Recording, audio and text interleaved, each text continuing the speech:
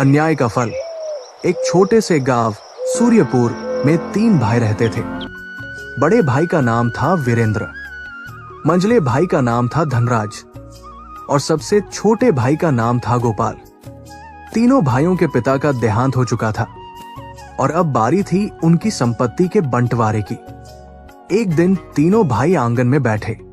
वीरेंद्र घमंड से, मैं सबसे बड़ा हूं इसलिए बंटवारा मैं करूंगा। धनराज ने तुरंत सिर हिलाया, हाँ भैया, जो आप कहेंगे वही सही। गोपाल मासूम था, भैया आप दोनों बड़े हैं, मैं आपका फैसला मान लूंगा। पहला बंटवारा खेत। वीरेंद्र बोला, हमारे पास 2 बड़े खेत हैं और एक पतली मेड़। 2 खेत मैं और धनराज ले लेंगे और मेड़ गोपाल की। धनराज हंस पड़ा, वाह भैया क्या बात है।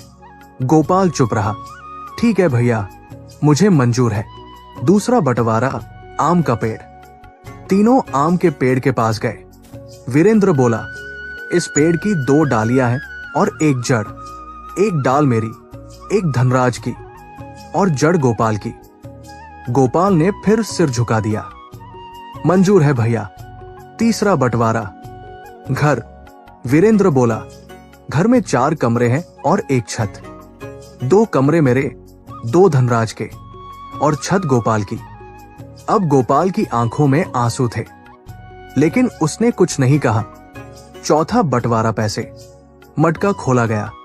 वीरेंद्र बोला, नए सिक्के हम दोनों लेंगे और पुराने बेकार सिक्के गोपाल के। गोपाल को सिर्फ 4 पुराने सिक्के मिले। घर से निकालना। वीरेंद्र बोला, अब घर हमारा है, तुम छत पर रहो या कहीं और जाओ। गोपाल और उसकी पत्नी सीता को घर से निकाल दिया गया। नई शुरुआत। दोनों ने तालाब के किनारे छोटी सी झोपड़ी बना ली। सीता गुस्से में बोली, आपने कुछ कहा क्यों नहीं?